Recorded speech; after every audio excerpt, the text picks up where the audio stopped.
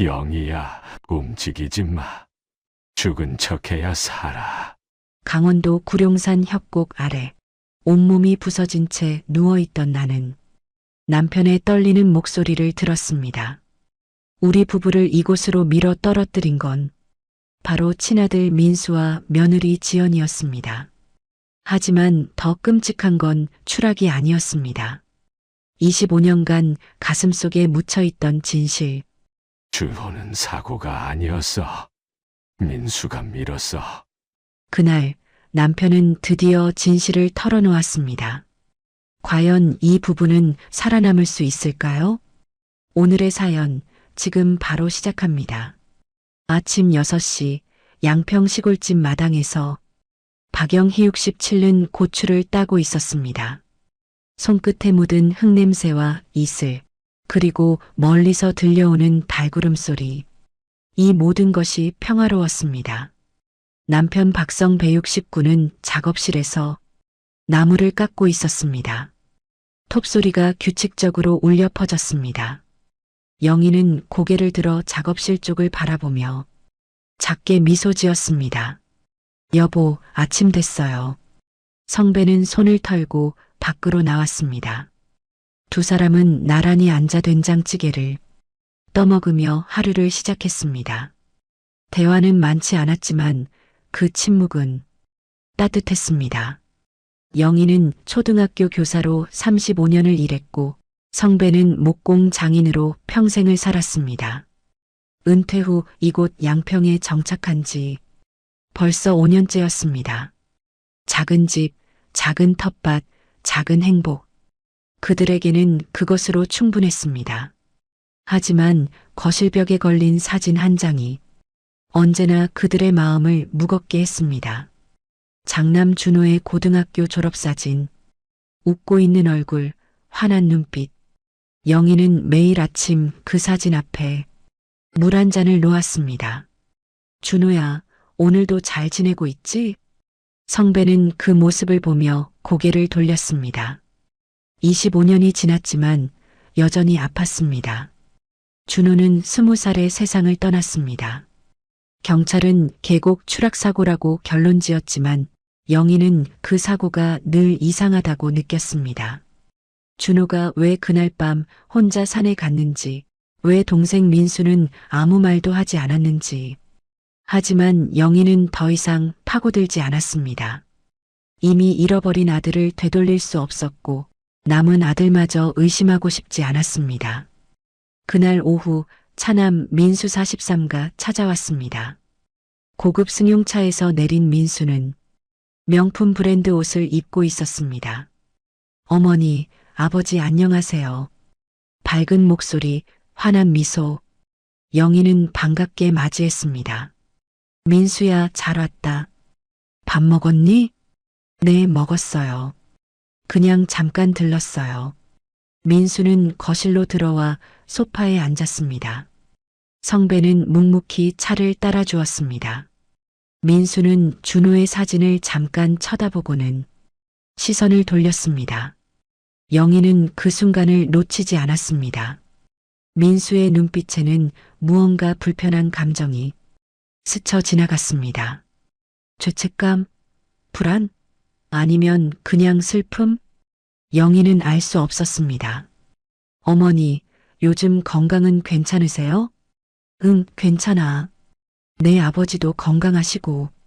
그래도 이제 나이가 있으시니까 병원 정기검진 꼭 받으세요. 민수의 말투는 부드러웠지만 영희는 왠지 모를 불안함을 느꼈습니다. 마치 무언가를 준비하는 듯한 느낌. 민수는 1시간쯤 머물다가 자리에서 일어났습니다. 그럼 저 먼저 갈게요. 다음 주에 또 올게요. 그래, 조심히 가거라. 민수가 떠난 후 영희는 남편에게 물었습니다. 여보, 민수가 요즘 좀 이상하지 않아요? 성배는 고개를 저었습니다. 무슨 소리야? 효자 아들인데. 하지만 성배의 목소리에는 확신이 없었습니다. 영희는 창밖을 바라보았습니다. 민수의 차가 먼지를 일으키며 사라졌습니다. 그날 밤 영희는 잠을 이루지 못했습니다. 가슴 한쪽이 무겁게 눌렸습니다. 뭔가 잘못되고 있어. 분명히 영희의 기억은 25년 전으로 거슬러 올라갔습니다. 1999년 여름 준호는 20살이었고 민수는 18살이었습니다. 두 형제는 어릴 때부터 달랐습니다. 준호는 조용하고 성실했습니다. 공부도 잘했고 친구들도 많았습니다. 반면 민수는 활발하고 자유분방했습니다. 성적은 중간쯤이었지만 사람들과 어울리는 것을 좋아했습니다. 영희는 두 아들을 똑같이 사랑했습니다. 하지만 주변 사람들은 늘 준호를 먼저 칭찬했습니다. 준호는 정말 모범생이네요. 나중에 크게 될 아이예요. 그럴 때마다 민수의 표정이 굳어지는 것을 영희는 알았습니다. 그해 여름 준호는 대학 1학년을 마쳤고 민수는 고등학교 3학년이었습니다. 어느 날 저녁 두 형제가 싸우는 소리가 집안을 가득 채웠습니다. 형은 항상 자기만 옳다고 생각하잖아. 민수의 목소리가 날카로웠습니다. 내가 언제 그랬어? 내가 지금 뭐 하는 건지 아빠한테 말 안 할 수가 없잖아.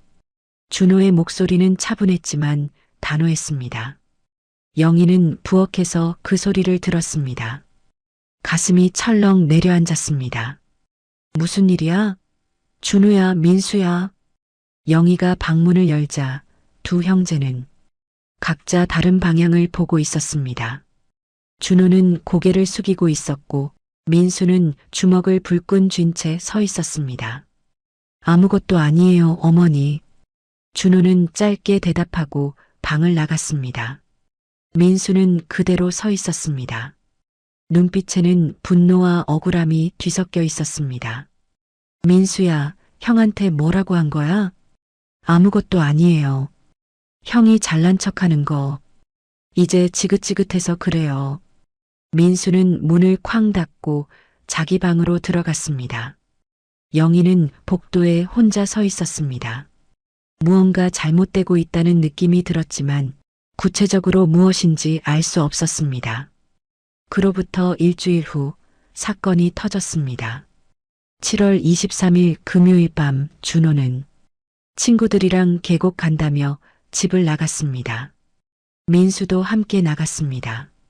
영희는 두 형제가 함께 간다는 사실에 안도했습니다. 그래, 형제끼리 시간 보내는 것도 좋지. 하지만 그날 밤 11시 민수만 혼자 돌아왔습니다. 얼굴은 창백했고 옷은 흙투성이었습니다. 민수야, 형은? 형은 친구들이랑 더 놀다 온대요. 민수의 목소리는 떨리고 있었습니다. 영희는 이상하다고 느꼈지만 그냥 넘어갔습니다. 다음 날 아침 경찰에게서 전화가 왔습니다. 박준호 씨 보호자이십니까? 지금 바로 병원으로 오셔야 합니다.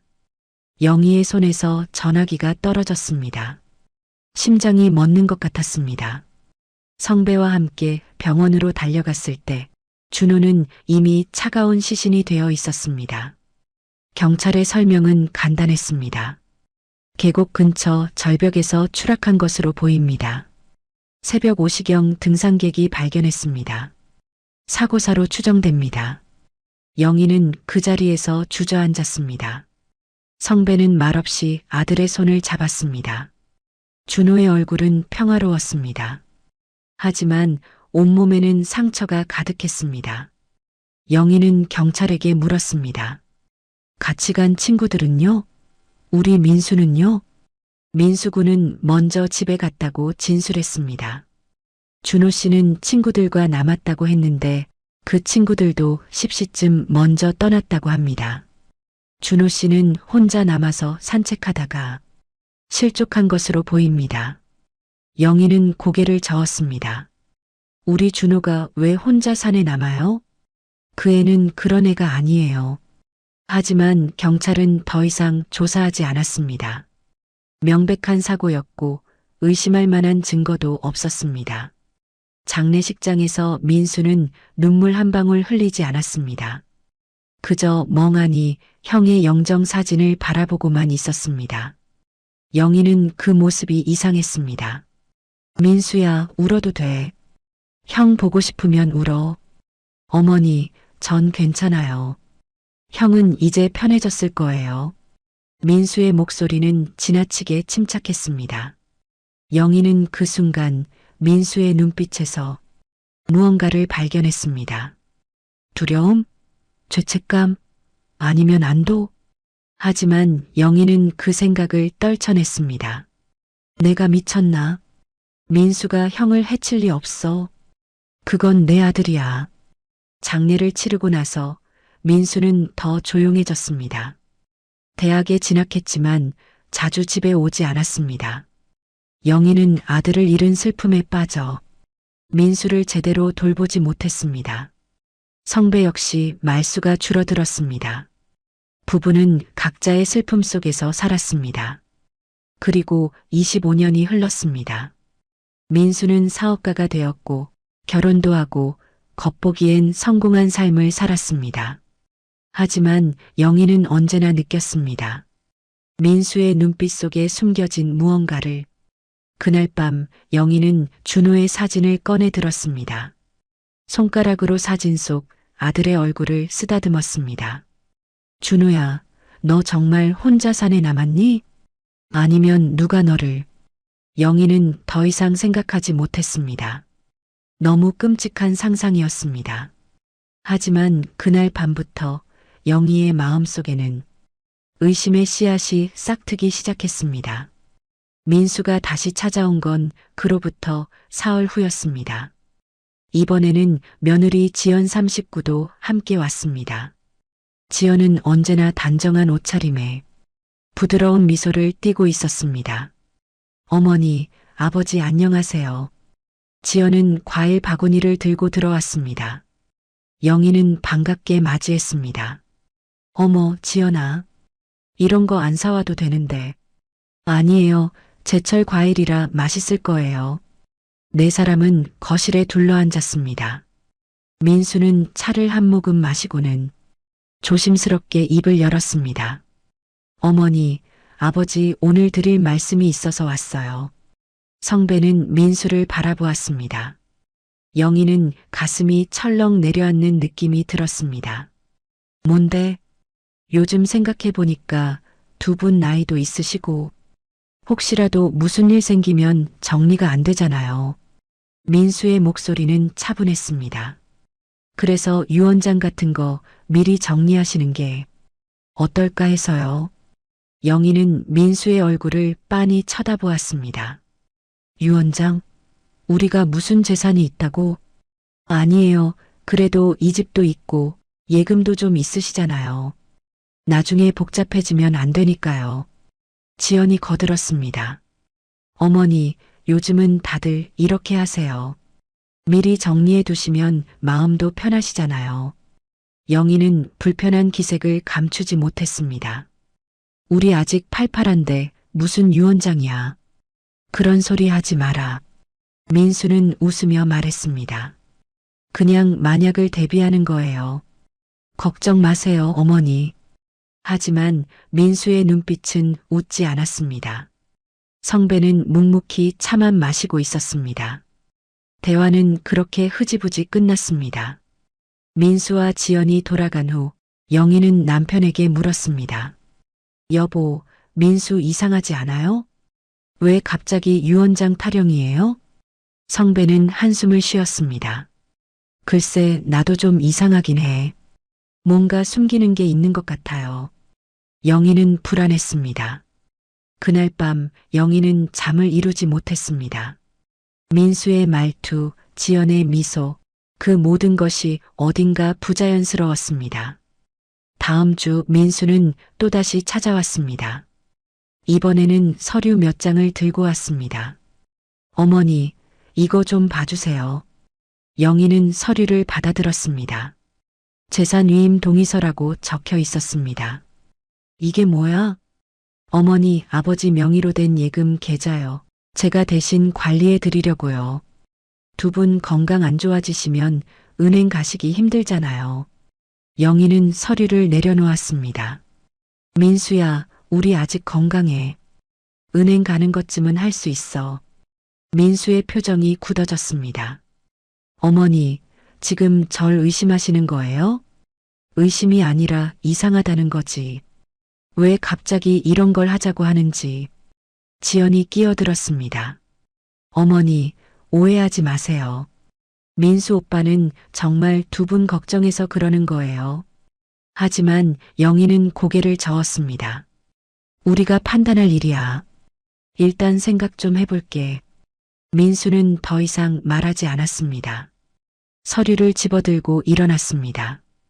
그럼 생각해 보세요. 천천히. 민수와 지연이 떠난 후 영희는 성배에게 말했습니다. 여보, 뭔가 이상해요. 분명히. 나도 그런 느낌이 들어. 민수한테 무슨 일 생긴 거 아니에요? 돈 문제라도 있는 건가? 성배는 고개를 끄덕였습니다. 내가 알아볼게. 그날 오후 성배는 민수의 친구에게 전화했습니다. 대학 동창이자 사업 파트너였던 사람이었습니다. 민수 요즘 어때요? 사업은 잘 되고 있나요? 전화 너머로 침묵이 흘렀습니다. 형님, 민수 형님한테 안 들으셨어요? 뭘? 민수가 작년에 사업 망했어요. 빚도 엄청 많고요.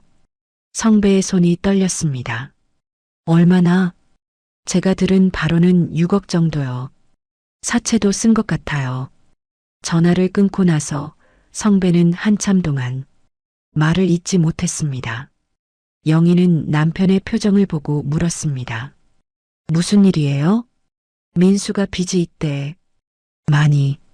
영희의 얼굴이 하얗게 변했습니다. 그래서 우리한테 그런 소리 한 거구나. 돈이 필요한 거야. 우리 재산이. 부부는 서로를 바라보았습니다. 두려움과 배신감이 뒤섞인 눈빛이었습니다. 영희는 준호의 사진을 보았습니다. 준호야, 내 동생이 우리한테 이럴 수 있니? 그날 밤 영희는 여동생 수진 64에게 전화했습니다. 언니, 무슨 일이야? 목소리가 떨려. 수진아, 민수 말인데. 영희는 모든 것을 털어놓았습니다. 유언장, 위임장, 그리고 빈 이야기까지. 수진은 단호하게 말했습니다. 언니, 조심해. 민수 이상해. 내가 볼 때 뭔가 꾸미고 있는 거야. 설마 우릴 해치진 않겠지. 언니, 돈 때문에 사람이 어떻게 변하는지 몰라. 절대 서류 같은 거 사인하지 마. 전화를 끊고 나서 영희는 잠을 이룰 수 없었습니다. 머릿속이 복잡했습니다. 민수는 아직 어린아이였습니다. 준호를 잃고 난 후 영희가 가진 유일한 아들이었습니다. 하지만 지금 민수는 무언가를 숨기고 있었습니다. 그리고 그 무언가는 분명 위험했습니다. 영희는 창밖을 바라보았습니다.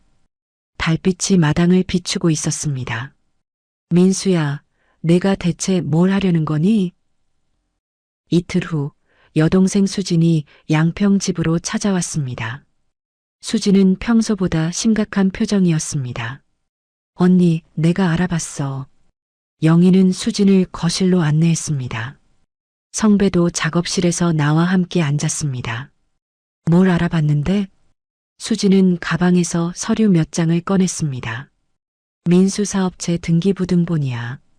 내 친구가 법무사 사무실에서 일하거든. 영희는 서류를 받아들었습니다. 하지만 복잡한 법률 용어들이 가득했습니다. 이게 무슨 뜻이야? 민수 회사는 작년 9월에 부도났어. 채권자들이 줄줄이 소송 걸었고 재산 압류 신청도 들어온 상태야. 성배의 얼굴이 굳어졌습니다. 6억이라더니 더 많은 거 아니야? 수지는 고개를 끄덕였습니다. 정확히는 8억 가까이 될 거야. 은행 대출, 사채, 카드비까지 합치면. 영희는 손이 떨렸습니다. 그럼 민수가 지금.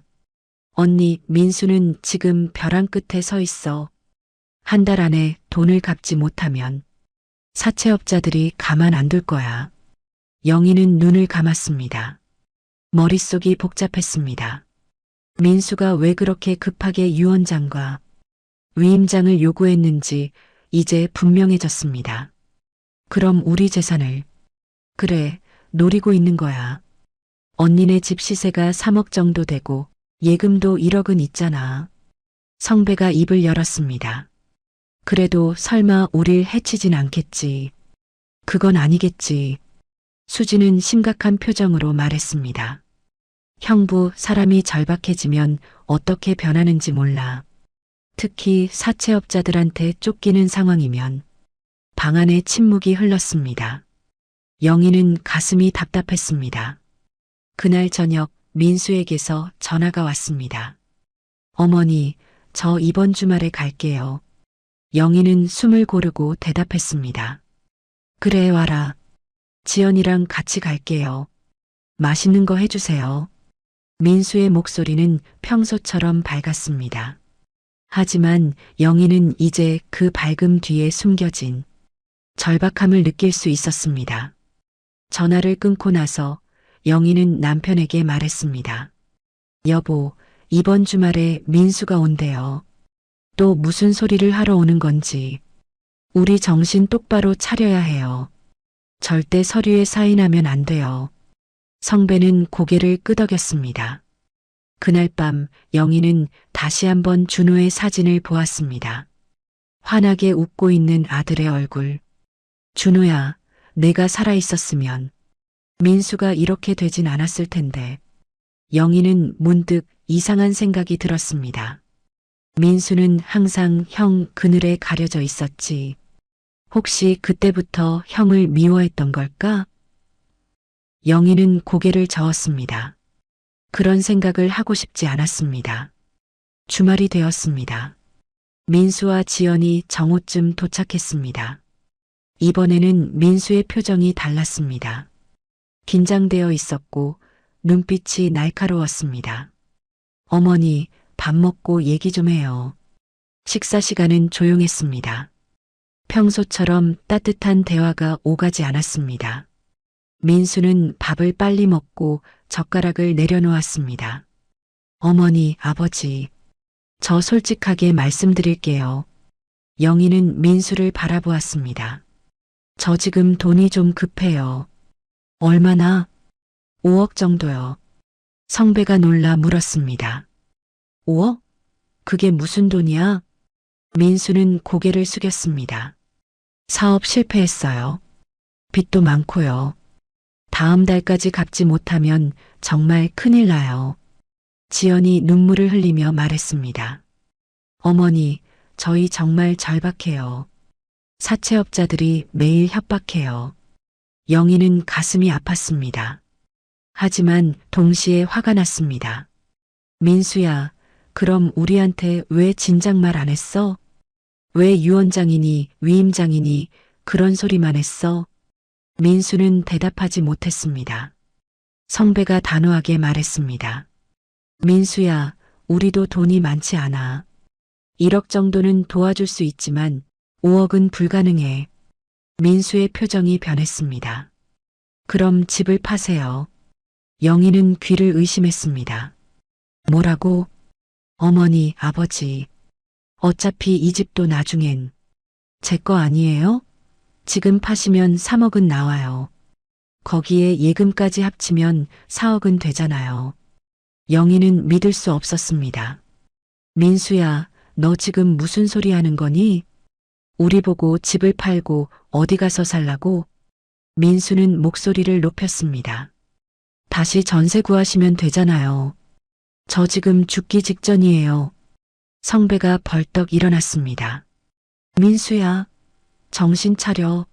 내가 지금 뭐라고 하는지 알기나 해? 민수도 일어섰습니다. 아버지는 항상 형 편만 들었잖아요. 저한텐 관심도 없으면서 이럴 때만 도덕 타령이에요? 영희는 가슴이 찢어지는 것 같았습니다. 민수야, 그게 무슨 소리야? 어머니도 마찬가지예요. 항상 형 사진만 보고 저는 투명인간 취급했잖아요. 민수의 목소리는 분노로 떨리고 있었습니다. 지연이 민수의 팔을 잡았습니다. 오빠, 진정해. 이러지 마. 하지만 민수는 뿌리쳤습니다. 나 이제 더 이상 못 참아. 민수는 거실을 나가 현관으로 향했습니다. 영희가 뒤따라갔습니다. 민수야, 민수야. 하지만 민수는 돌아보지 않았습니다. 차 문을 쾅 닫고 출발했습니다. 지연은 황급히 뒤따라갔습니다. 영희는 그 자리에 주저앉았습니다. 성배가 다가와 아내를 부축했습니다. 여보 괜찮아요? 영희는 눈물을 흘렸습니다. 우리 민수가 언제 저렇게 변한 거예요? 성배는 아무 말도 하지 못했습니다. 그날 밤 영희는 잠을 이루지 못했습니다. 민수의 마지막 표정이 머릿속에서 떠나지 않았습니다. 분노, 원망, 그리고 절망. 민수는 우릴 원망하고 있었어. 준호가 죽은 후로 25년 동안 영희는 천장을 바라보며 중얼거렸습니다. 이제 어떻게 해야 하지? 민수가 떠난 후 사흘이 지났습니다. 영희는 밥도 제대로 먹지 못했습니다. 밤마다 악몽에 시달렸습니다. 꿈속에서 준호와 민수가 싸우고 있었고 영희는 그 사이에서 어찌할 바를 몰랐습니다. 성배도 말수가 줄어들었습니다. 작업실에 들어가 나무를 깎았지만 손놀림은 예전 같지 않았습니다. 톱질을 하다가 손을 베기도 했습니다. 여보, 괜찮아요? 영희가 다가가 상처를 살펴보았습니다. 응, 괜찮아. 정신이 없어서 그래. 성배는 피 묻은 손을 씻으며 한숨을 쉬었습니다. 여보, 내가 할 말이 있어. 영희는 남편의 심각한 표정을 보았습니다. 무슨 말? 거실로 가자. 앉아서 얘기하자. 두 사람은 거실 소파에 나란히 앉았습니다. 성배는 한참 동안 입을 열지 못했습니다. 손을 떨며 물잔을 들었다가 다시 내려놓았습니다. 여보, 나 당신한테 숨긴 게 있어. 영희는 가슴이 철렁 내려앉았습니다. 뭔데요? 성배는 눈을 감았습니다. 숨을 깊게 들이쉬고 내쉬었습니다. 준호 사고가 아니었어. 영희는 귀를 의심했습니다. 뭐라고요? 준호는 민수가 밀었어. 영희의 온몸에서 힘이 빠졌습니다. 손끝이 차가워졌고 심장이 미친 듯이 뛰었습니다. 그게 무슨 소리예요? 성배는 고개를 숙인 채 말을 이었습니다. 그날 밤 민수가 먼저 집에 돌아온 거 기억하지? 새벽 2시쯤이었어. 응. 민수가 내 방문을 두드렸어. 나 혼자만 나오라고 했지. 영희는 숨을 참았습니다. 민수 얼굴은 새하얗고 온몸이 떨리고 있었어. 형이 떨어졌대. 뭐? 준호랑 계곡 근처에서 싸웠대. 돈 문제로. 민수가 친구 돈을 훔쳤는데 준호가 그걸 알아냈던 거야. 영희는 눈물이 흘러내렸습니다. 준호가 경찰에 신고하겠다고 했대. 민수는 화가 나서 준호를 밀었고 준호는 절벽 아래로 떨어졌어. 성배의 목소리가 떨렸습니다. 민수는 울면서 내게 빌었어. 아버지, 저 어떡해요? 저 감옥 가요. 형이 죽었어요. 영희는 믿을 수 없었습니다. 그럼 당신은 알고 있었다는 거예요? 25년 동안? 성배는 고개를 들지 못했습니다. 나도 정신이 없었어. 준호는 이미 죽었고 민수까지 잃을 순 없었어. 그래서 숨긴 거예요? 민수를 데리고 현장에 갔어. 준호는 이미 숨이 끊어져 있었어. 영희는 소리 없이 울었습니다. 나는 민수한테 말했어. 내가 먼저 집에 갔다고 해라. 형은 혼자 남았다가 추락했다고 해라. 절대 진실을 말하지 마라. 그래서 경찰도 속인 거군요. 성배는 고개를 끄덕였습니다. 나는 또한 아들을 잃기 싫었어. 준호는 이미 돌아올 수 없었으니까. 영희는 남편을 바라보았습니다. 25년 동안 나한테 거짓말한 거예요? 미안해. 정말 미안해. 성배는 무릎을 꿇었습니다. 나도 매일 밤 악몽을 꿨어. 준호 얼굴이 나타나서 나를 원망했어. 하지만 민수를 지켜야 했어. 영희는 고개를 저었습니다. 지킨 게 아니에요. 망친 거예요. 민수는 죄책감 속에서 25년을 살았고 이제는 완전히 비틀어진 거예요. 성배는 울음을 터뜨렸습니다. 67년을 살면서 처음 보는 남편의 눈물이었습니다. 내가 잘못했어. 모두 내 잘못이야. 영희는 남편을 바라보다가 천천히 자리에서 일어났습니다. 지금 중요한 건 그게 아니에요. 뭐? 민수가 지금 무슨 생각을 하고 있는지 모르겠어요? 영희는 창밖을 바라보았습니다. 민수는 우릴 원망해요. 준호를 더 사랑했다고, 자기만 희생시켰다고 생각하고 있어요. 성배는 고개를 들었습니다. 그리고 이제 비까지 졌어요. 절박한 상황이에요. 설마. 영희는 남편을 똑바로 쳐다보았습니다. 민수는 우리를 없애려고 할 거예요. 그럴 리 없어. 아무리 그래도 25년 전에도 그랬잖아요. 형을 밀었잖아요. 성배는 말문이 막혔습니다. 영희의 말이 맞았습니다. 그럼 우리 어떻게 해야 해? 영희는 한참 동안 생각하다가 말했습니다. 일단 조심해야 해요. 민수가 뭘 하든 경계해야 해요. 경찰에 신고해야 하는 거 아니야? 지금 25년 전 일을 증거도 없이 어떻게 신고해요? 성배는 고개를 떨구었습니다. 그리고 신고하면 당신도 공범이에요. 25년 동안 숨겼으니까. 영희는 무거운 한숨을 쉬었습니다. 그날 밤 영희는 준호의 사진 앞에 앉았습니다. 준호야, 미안해. 엄마가 몰랐어. 정말 몰랐어. 눈물이 멈추지 않았습니다. 내 동생이 널 그렇게 했다는 걸. 엄마는 몰랐어. 영희는 사진 속 준호의 얼굴을 쓰다듬었습니다. 엄마가 너를 제대로 지켜주지 못했어. 용서해 줄 수 있니? 그때 휴대폰이 울렸습니다. 화면에는 민수라고 떠 있었습니다. 영희는 떨리는 손으로 전화를 받았습니다. 여보세요? 어머니. 민수의 목소리는 차갑게 가라앉아 있었습니다. 저번엔 제가 실례했어요. 죄송해요. 괜찮아. 어머니, 제가 정말 마지막으로 한 번만 더 부탁드려도 될까요? 영희는 심장이 쿵 내려앉았습니다. 뭔데? 이번 주말에 구룡산 가요. 어머니 아버지 모시고 평생 기억될 여행이 될 거예요. 영희는 숨이 막혔습니다. 구룡산 평생 기억될 여행. 어머니, 왜 대답이 없으세요?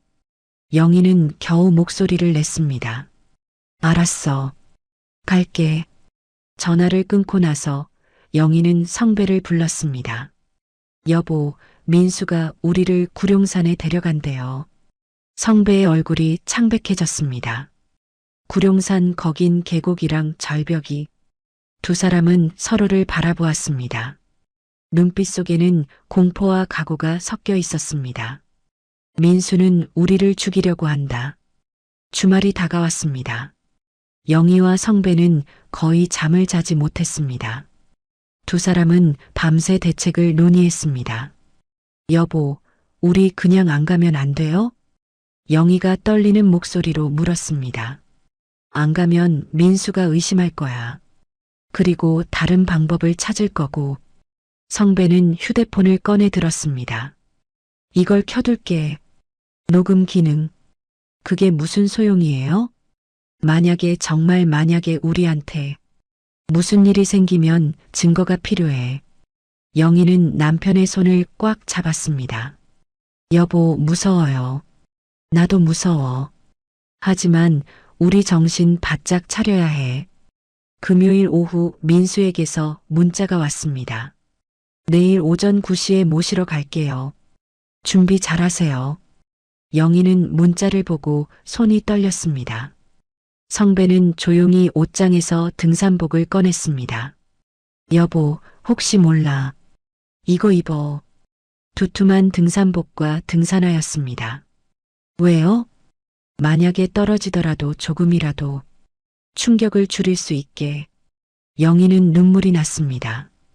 우리가 지금 뭘 하고 있는 거예요? 살기 위해서야. 그날 밤 영희는 여동생 수진에게 편지를 썼습니다. 수진아, 만약 내일 이후에 우리한테 무슨 일이 생기면 이 편지를 경찰에 전해줘. 민수가 25년 전 준호를 밀어 죽였어. 그리고 이제 우리까지 없애려고 해. 미안하고 사랑해. 편지를 봉투에 넣고 서랍 깊숙이 감춰두었습니다. 토요일 아침 9시 정각. 민수와 지연이 도착했습니다. 민수는 밝은 표정이었습니다. 어머니, 아버지, 오늘 날씨 딱 좋죠? 그래. 구룡산 단풍이 정말 예쁘대요. 어머니, 아버지 좋아하실 거예요. 지연도 웃으며 말했습니다. 어머님, 제가 도시락도 준비했어요. 영희는 지연을 바라보았습니다.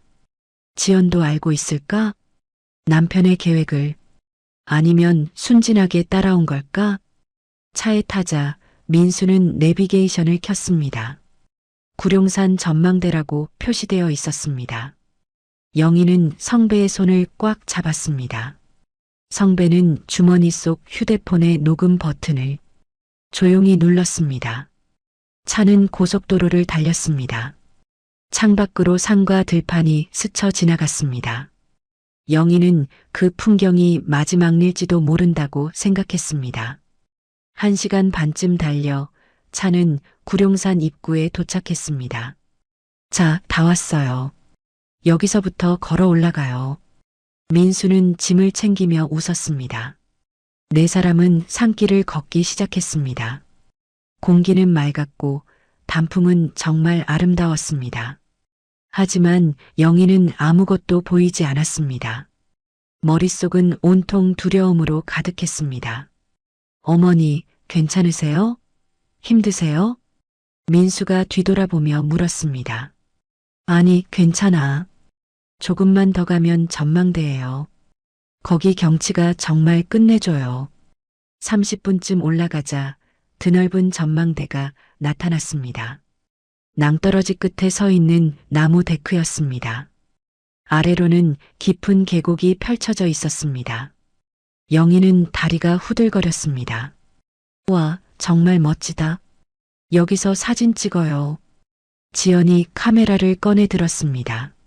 어머님, 아버님, 저기 끝에 서세요. 영희는 움직이지 않았습니다. 괜찮아. 거기 위험해. 민수가 다가왔습니다. 괜찮아요, 어머니. 안전해요. 난간도 있잖아요. 민수가 영희의 팔을 잡았습니다. 성배는 재빨리 끼어들었습니다. 민수야, 어머니 무서워하신다. 그냥 여기서 찍자. 민수의 표정이 순간 굳어졌습니다. 아버지, 사진 한 장 찍는데 뭐가 그래요? 민수야, 그냥 한 장만요. 제발. 민수의 목소리에는 강압적인 무언가가 담겨 있었습니다. 영희는 남편을 보았습니다. 성배는 고개를 끄덕였습니다. 각오하자. 지금이다. 두 사람은 천천히 난간 가까이로 걸어갔습니다.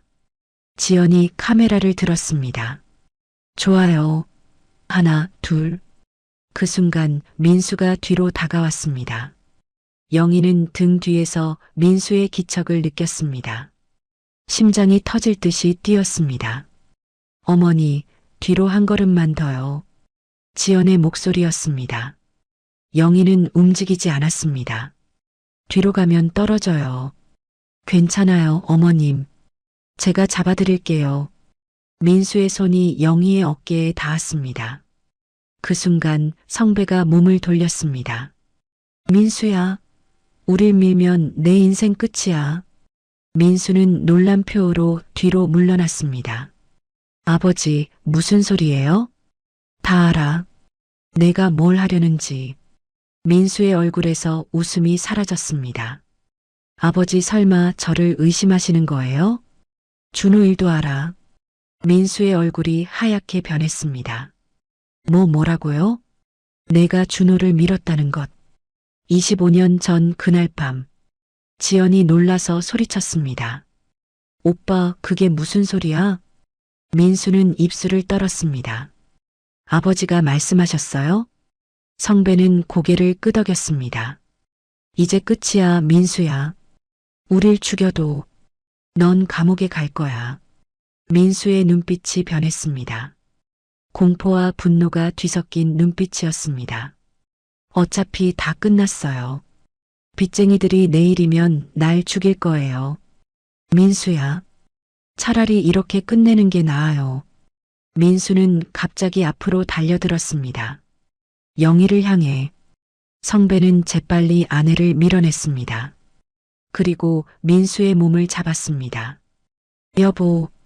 두 남자는 난간 가까이에서 뒤엉켰습니다. 지연이 비명을 질렀습니다.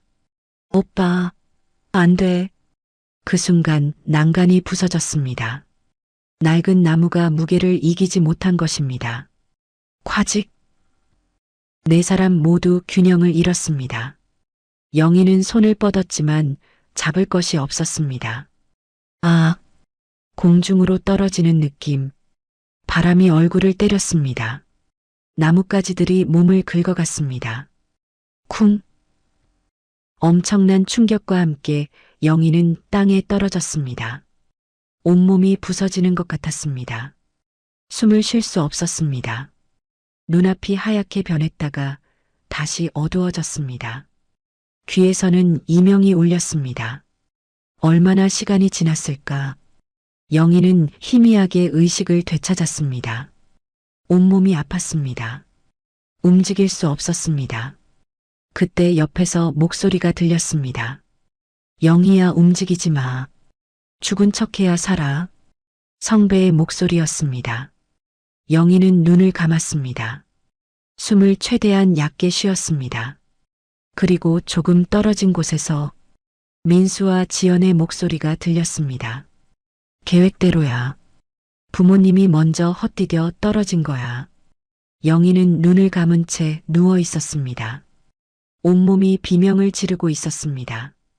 갈비뼈가 부러진 것 같았고 왼쪽 다리에서는 뜨거운 통증이 올라왔습니다. 입안에는 피맛이 가득했습니다. 하지만 영희는 움직이지 않았습니다. 숨소리조차 최대한 죽였습니다. 옆에서 성배도 마찬가지였습니다. 남편의 손이 영희의 손을 살짝 건드렸습니다. 살아있어. 버텨. 그 작은 접촉이 영희에게 힘을 주었습니다. 10m쯤 떨어진 곳에서 민수와 지연의 목소리가 들렸습니다. 오빠, 어떻게 정말 떨어졌어. 지연의 목소리는 떨리고 있었습니다. 진정해. 계획대로야. 민수의 목소리는 차가웠습니다. 하지만 정말 돌아가신 거 맞아? 가서 확인해봐. 발소리가 가까워졌습니다. 영희는 온 신경을 집중했습니다. 숨을 참았습니다. 심장이 미친 듯이 뛰었지만 가슴을 움직이지 않으려고 애썼습니다. 지연이 영희 옆에 무릎을 꿇었습니다. 어머님. 지연의 손가락이 영희의 목에 닿았습니다. 맥박을 확인하는 것이었습니다. 영희는 숨을 완전히 멈췄습니다. 온몸에 소름이 돋았습니다. 오빠, 맥박이 약해. 거의 안 뛰어. 아버지는? 지연이 성배에게로 옮겨갔습니다. 아버님도 숨이 거의 안 쉬어져. 민수가 다가왔습니다. 그의 발소리가 영희 머리 옆에서 멈췄습니다. 이 정도 높이면 살아남기 힘들어. 구급차 부르기 전에 시간 좀 끌자. 영희는 온몸이 얼어붙었습니다. 시간을 끈다. 우리가 죽기를 기다린다는 거야. 지연의 목소리가 다시 들렸습니다. 오빠, 그래도 이건 너무 잔인한 거 아니야? 잔인하긴. 25년 동안 형만 생각하면서 날 투명인간 취급한 게 잔인하지. 민수의 목소리에는 원망이 가득했습니다. 형은 공부도 잘하고 착하고 완벽했어. 난 항상 비교 대상이었지. 민수야, 왜 형처럼 못하니? 민수야, 형 좀 본받아라. 지연은 아무 말도 하지 못했습니다. 그날 밤도 그랬어. 형이 나를 도둑 취급했어. 친구 돈 5만 원 빌린 것뿐인데 형은 경찰에 신고하겠다고 협박했어. 민수의 발이 돌멩이를 찼습니다. 화가 났어. 그래서 밀었어. 죽일 생각은 없었어. 그냥 넘어뜨리려고. 근데 형이 절벽 끝에 서 있었던 거야. 영희는 눈물이 흘러내리는 것을 느꼈습니다. 하지만 눈을 뜨지 않았습니다. 떨어지는 형 얼굴을 봤어. 놀라고 배신감에 찬 표정이었어. 그 순간은 평생 잊을 수 없어. 민수의 목소리가 떨렸습니다. 아버지한테 말했을 때 아버지는 날 감싸줬어. 고마웠어. 하지만 동시에 죄책감이 너무 컸어. 그럼 왜 이제 와서 이런 짓을 해? 지연이 물었습니다. 빚 때문이야. 8억. 다음 주면 사채업자들이 날 죽일 거야. 부모님 재산이 유일한 방법이었어. 하지만 이렇게까지 해야 했어? 너도 알잖아. 어머니가 절대 집 안 팔아. 유산도 내가 준호 죽인 거 알면 안 줘. 민수는 한숨을 쉬었습니다. 그래서 이렇게 된 거야. 사고로 만들어야 했어. 경찰이 의심하지 않을까? 괜찮아. 난간도 부러졌고 우리도 같이 떨어졌잖아. 완벽한 사고야. 영희는 이를 악물었습니다. 온몸이 떨렸지만 참아야 했습니다. 성배도 마찬가지였습니다. 두 사람은 죽은 척하며 아들의 고백을 모두 듣고 있었습니다. 오빠, 그래도 119는 불러야 하지 않아? 조금만 더 기다려. 10분만. 10분이면 확실하게 해야 해. 차가운 침묵이 흘렀습니다. 영희는 그 10분이 영원처럼 느껴졌습니다. 몸의 통증은 점점 심해졌습니다. 의식이 흐려지기 시작했습니다. 안 돼. 정신 차려. 살아야 해. 영희는 마음속으로 되뇌었습니다. 준호의 얼굴이 떠올랐습니다. 환하게 웃던 아들. 준호야, 엄마가 꼭 진실을 밝힐게. 드디어 민수가 입을 열었습니다. 이제 119 불러. 지연이 전화를 걸었습니다. 여보세요? 구룡산 전망대에서 사고가 났어요. 4명이 난간 부러져서 떨어졌어요. 빨리 와주세요. 지연의 목소리는 울먹이고 있었습니다. 연기인지 진짜인지 알 수 없었습니다. 네, 알겠습니다. 최대한 빨리 갈게요. 전화를 끊고 나서 민수가 말했습니다. 울어. 충격받은 것처럼 행동해. 알았어. 두 사람은 영희와 성배에게서 멀어졌습니다. 그리고 서로를 붙잡고 우는 신용을 했습니다. 영희는 그제야 작게 숨을 쉬었습니다. 옆에서 성배도 마찬가지였습니다. 여보, 녹음됐을까? 성배가 아주 작은 목소리로 속삭였습니다. 영희는 대답할 수 없었습니다. 입을 움직이면 들킬 수 있었습니다. 15분쯤 지나자 헬리콥터 소리가 들렸습니다. 산악 구조되었습니다. 여기요. 여기 사람 있어요. 민수가 소리쳤습니다. 구조대원들이 급하게 내려왔습니다. 환자 상태 어떻습니까? 부모님이 먼저 떨어지셨어요. 저희가 잡으려다가 같이. 민수의 목소리는 울먹였습니다. 알겠습니다. 빨리 옮겨야겠어요. 구조대원이 영희에게 다가왔습니다. 맥박을 재고 호흡을 확인했습니다. 맥박 있습니다. 미약하지만 살아계십니다. 이쪽 남성분도 살아계십니다. 민수와 지연의 얼굴이 굳어졌습니다.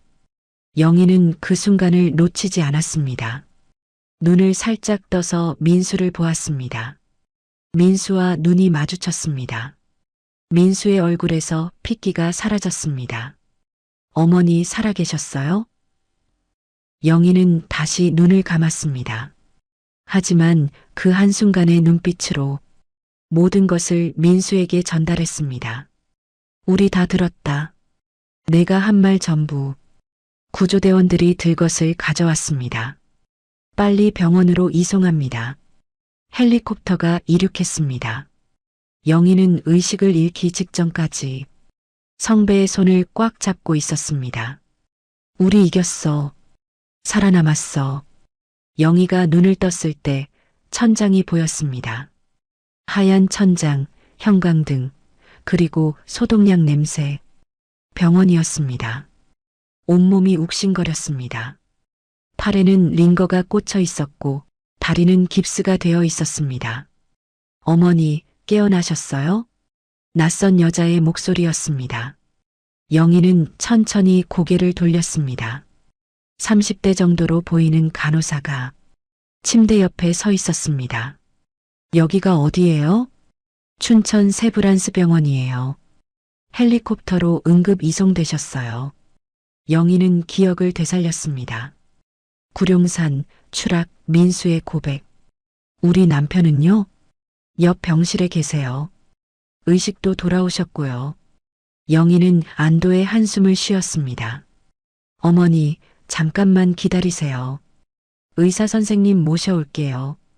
간호사가 나가고 영희는 혼자 남았습니다. 창밖으로 해가 지고 있었습니다. 얼마나 시간이 지난 걸까? 문이 열리고 40대 남자 의사가 들어왔습니다. 박영희님, 의식이 돌아오셨군요. 제가 얼마나 누워 있었어요? 이틀입니다. 꽤 심각한 추락 사고였어요. 갈비뼈 세대 골절, 왼쪽 다리 골절, 그리고 뇌진탕까지. 의사는 차트를 보며 설명했습니다. 하지만 기적적으로 내장 손상은 없었어요. 두꺼운 옷을 입으셔서 다행이었습니다. 영희는 남편이 준비해준 등산복을 떠올렸습니다. 여보, 당신 덕분에 살았어요. 남편분도 비슷한 상태고요. 다행히 두 분 다 생명에는 지장 없습니다. 감사합니다, 선생님. 의사가 나간 후 다시 간호사가 들어왔습니다. 하지만 이번에는 표정이 달랐습니다. 뭔가 심각하고 조심스러운 표정이었습니다. 간호사는 문을 닫고 영희에게 다가왔습니다. 어머니, 제가 드릴 말씀이 있어요. 뭔데요? 간호사는 목소리를 낮췄습니다. 어머니, 아드님 민수 씨 말인데요. 영희의 심장이 빨리 뛰기 시작했습니다. 민수가 어쨌는데요? 어제 병실에 오셨을 때 어머니가 의식 없으신 줄 알고 며느리분이랑 이상한 얘기를 하셨어요. 무슨 얘기? 제가 우연히 문 밖에서 들었는데요. 이러다 깨어나면 어떻게 같은 말을요. 영희는 숨을 죽였습니다. 그리고 며느리분이 병원에서 무슨 짓을 해? 라고 하니까 민수 씨가 방법은 있어라고. 간호사는 불안한 표정으로 말을 이었습니다. 저는 이상하다고 생각했어요. 보통 가족이라면 깨어나시길 기도하잖아요. 그래서 수간호사님께 보고했고 수간호사님이 의사 선생님께 말씀드렸어요. 영희는 손을 떨었습니다. 민수가 병원에서도 뭔가를 꾸미고 있구나. 그래서요, 의사 선생님과 경찰이 상의를 했어요. 경찰이요? 네. 추락사고가 좀 이상하다고 해서 경찰이 조사 중이거든요. 바로 그때 문이 노크 소리가 들렸습니다. 들어오세요. 문이 열리고 정장을 입은 남자가 들어왔습니다.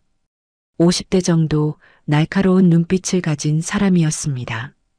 박영희님, 저는 춘천경찰서 강력팀 김태준 형사입니다. 형사는 신분증을 보여주었습니다. 사고 조사 때문에 몇 가지 여쭤보려고요. 영희는 천천히 고개를 끄덕였습니다. 이제 진실을 말할 때야. 형사는 의자를 가져와 침대 옆에 앉았습니다. 편하게 말씀하세요. 당시 상황이 어땠나요? 영희는 숨을 깊게 들이쉬었습니다. 형사님, 제가 드릴 말씀이 있어요. 말씀하세요. 그건 사고가 아니었어요. 형사의 눈빛이 날카로워졌습니다. 자세히 말씀해 주시겠습니까? 영희는 모든 것을 털어놓기 시작했습니다.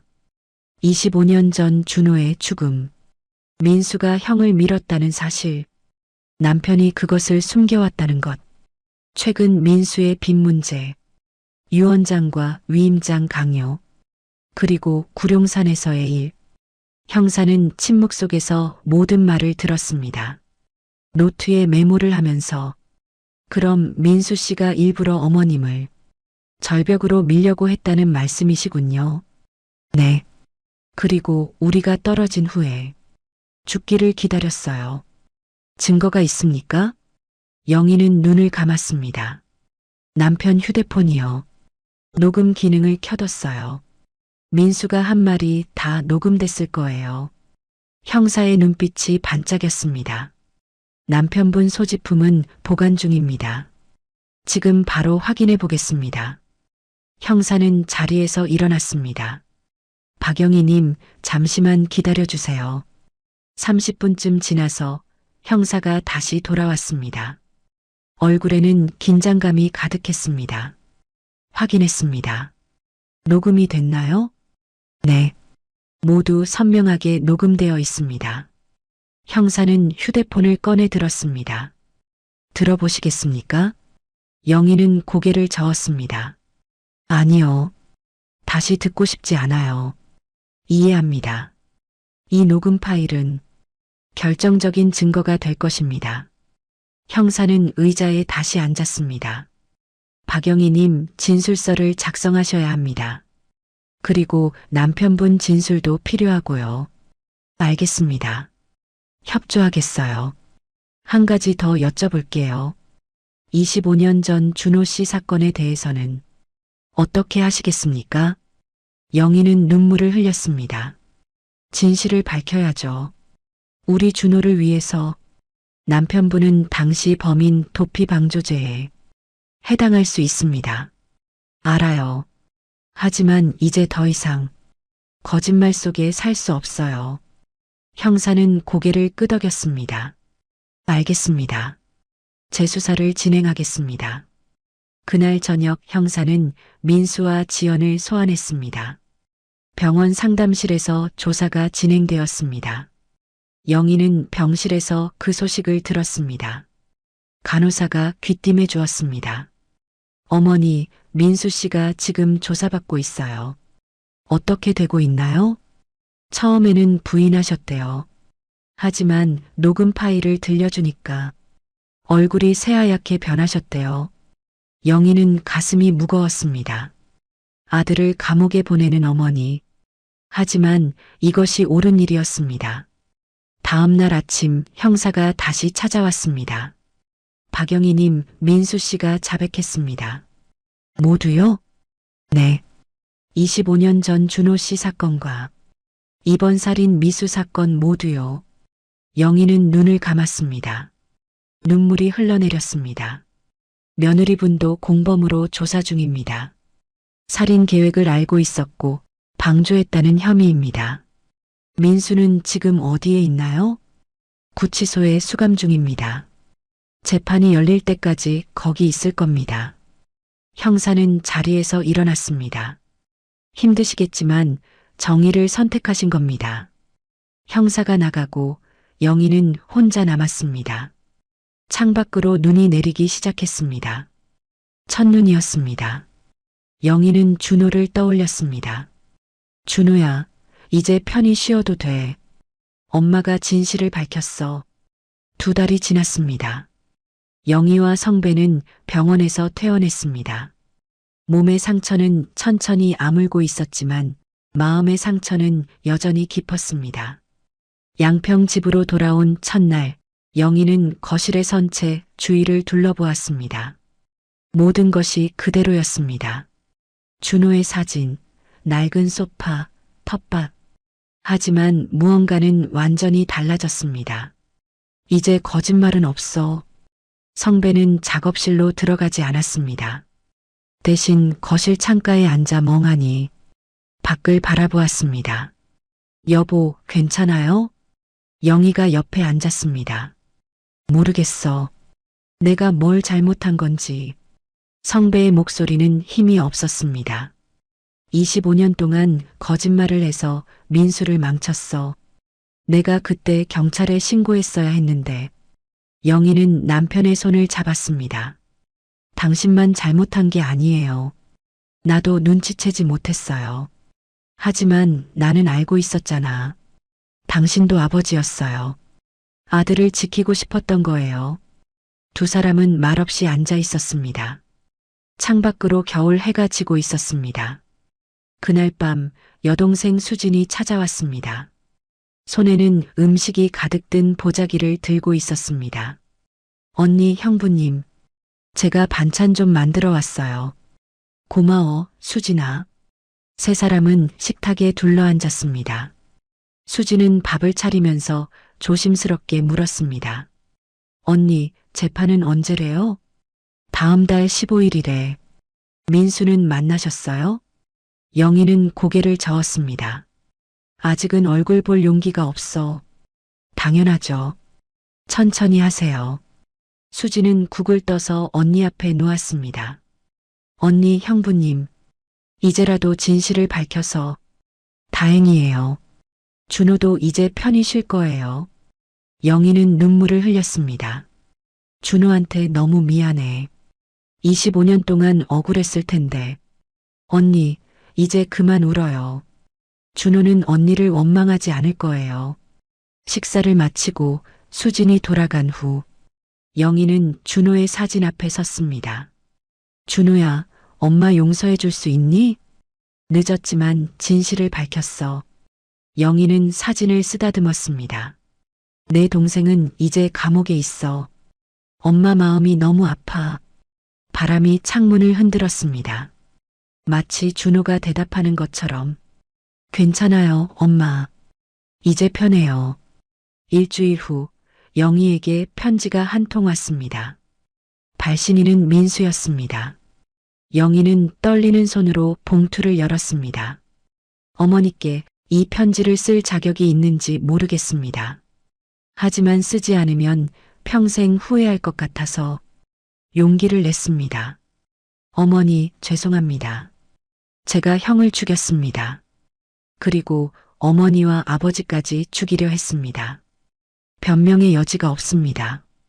저는 괴물이었습니다. 하지만 한 가지만은 알아주세요. 저도 25년 동안 지옥 같았습니다. 매일 밤 형의 얼굴이 나타났고 죄책감에 미쳐갈 것 같았습니다. 그래도 그건 제가 감당해야 할 벌이었는데 저는 도망치려고만 했습니다. 어머니, 진심으로 용서를 구합니다. 감옥에서 속죄하며 살겠습니다. 형에게도 어머니 아버지께도 사랑합니다. 그리고 미안합니다. 마이너스 민수 올림. 영희는 편지를 읽고 또 읽었습니다. 눈물이 종이 위로 떨어졌습니다. 성배가 다가와 편지를 함께 읽었습니다. 여보, 민수가 반성하는 것 같아요. 반성으로 끝날 일이 아니야. 성배의 목소리는 단호했습니다. 하지만 우리 아들이잖아요. 그래서 더 제대로 벌을 받아야 해. 그게 민수를 위한 거야. 영희는 남편의 말이 맞다는 걸 알았습니다. 재판날이 다가왔습니다. 영희와 성배는 법정에 출석했습니다.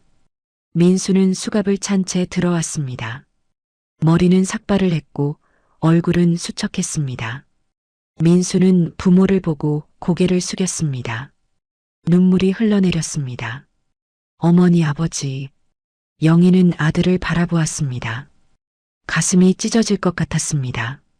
하지만 고개를 돌렸습니다. 이게 맞는 거야. 이게 사랑이야. 재판이 시작되었습니다.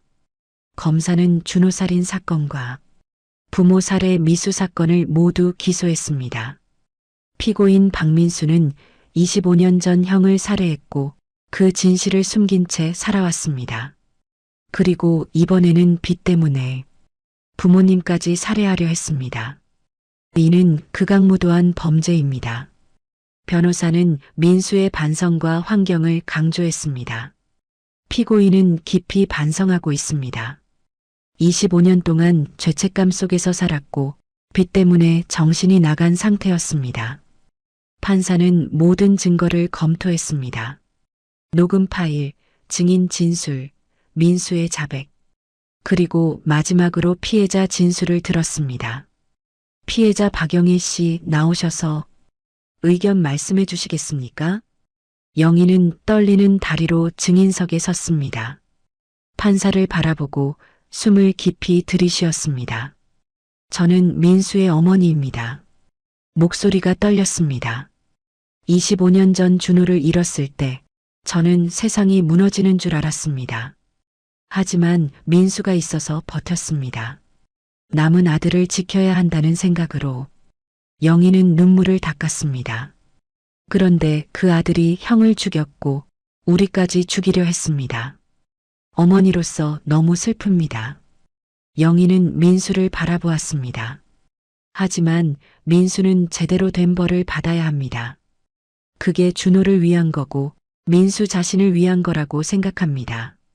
판사는 고개를 끄덕였습니다. 알겠습니다.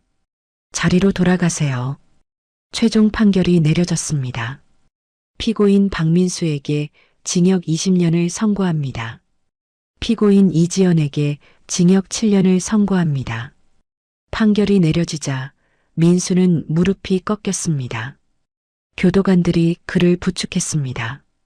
민수는 마지막으로 부모를 보았습니다. 어머니, 아버지 죄송합니다. 영희는 눈물을 흘렸습니다.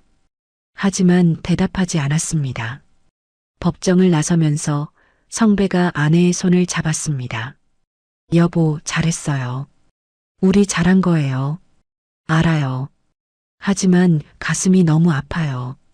시간이 지나면 나아질 거예요. 두 사람은 법원을 나와 햇빛 속으로 걸어갔습니다. 눈부신 겨울 햇살이 그들을 감싸고 있었습니다. 영희는 하늘을 올려다보았습니다. 준호야, 이제 편히 쉬어. 엄마가 약속 지켰어. 1년이 지났습니다. 양평의 집은 조용했지만 더 이상 무겁지 않았습니다. 영희는 텃밭에서 상추를 따고 있었고 성배는 작업실에서 나무를 깎고 있었습니다. 예전과 비슷한 풍경이었지만 무언가는 확실히 달라져 있었습니다. 이제 우리는 거짓 없이 산다.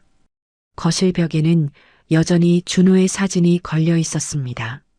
하지만 이제 그 앞에는 작은 편지가 놓여 있었습니다. 준호가 고등학교 때 어머니 날에 쓴 편지였습니다. 엄마, 세상에서 제일 사랑해요. 엄마가 있어서 전 행복해요. 마이너스 준호. 영희는 매일 아침 그 편지를 읽었습니다. 그리고 준호에게 말을 걸었습니다. 준호야, 엄마 오늘도 잘 지내고 있어. 내 아빠도 건강하시고. 이제 더 이상 눈물은 나오지 않았습니다. 대신 따뜻한 미소가 번졌습니다. 어느 날 우편함에 편지가 한 통 도착했습니다. 교도소에서 온 편지였습니다. 발신인은 민수였습니다. 영희는 벤치에 앉아 편지를 열었습니다. 어머니께 감옥에서 1년을 보냈습니다. 매일 참회하며 지냅니다. 상담 선생님과 이야기를 많이 나눕니다.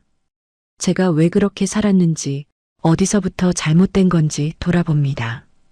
형에게 열등감을 느낀 건 사실이지만 그게 형을 미워할 이유는 아니었습니다. 어머니, 아버지를 원망한 것도 잘못이었습니다. 모든 건 제 선택이었고 제 책임입니다. 감옥에서 목공 기술을 배우고 있습니다. 아버지처럼 나무를 깎으며 마음을 다스리고 있습니다. 나무를 만지면 아버지 생각이 납니다. 그리고 형 생각도 납니다. 형도 나무를 좋아했었죠. 어머니, 제가 나오면 형 무덤 앞에 처음으로 가고 싶습니다. 그리고 용서를 구하고 싶습니다. 20년이 걸리더라도 제대로 된 사람이 되어 나가겠습니다. 어머니를 사랑합니다. 마이너스 민수. 영희는 편지를 접었습니다. 가슴이 먹먹했습니다.